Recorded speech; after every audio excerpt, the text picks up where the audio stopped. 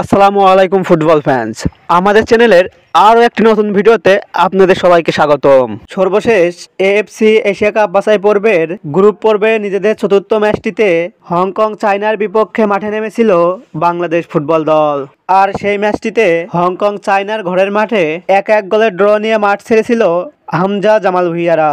মূলত হংকংয়ের সঙ্গে ম্যাচটির পর থেকে এখন পর্যন্ত আর কোনো ম্যাচ খেলতে মাঠে নামেনি বাংলাদেশ ফুটবল দল। তবে এবার নভেম্বরের ফিফা উইন্ডোতে 2টি ম্যাচ খেলতে মাঠে নামছে কোচ হাভিয়ার কাবরেরার শিষ্যরা।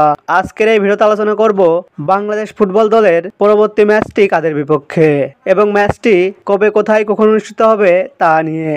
মূল ভিডিওটি শুরু করার আগে আপনি আমাদের চ্যানেলে প্রথমবার এসে থাকলে চ্যানেলটি সাবস্ক্রাইব করে পাশেই থাকুন।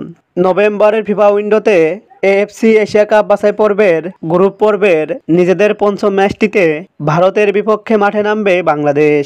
আর এই ভারত ম্যাচের প্রস্তুতি হিসাবে একটি প্রীতি ম্যাচ খেলবে বাংলাদেশ।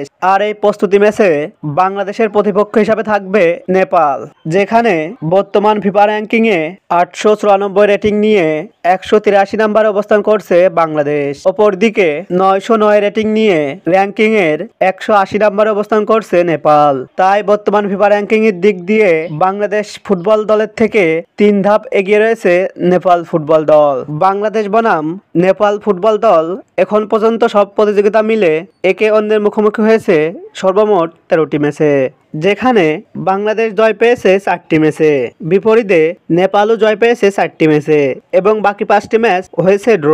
তাই মুখোমুখি পরিসংখ্যানের দিক দিয়ে দুই দলই সমান শক্তিশালী।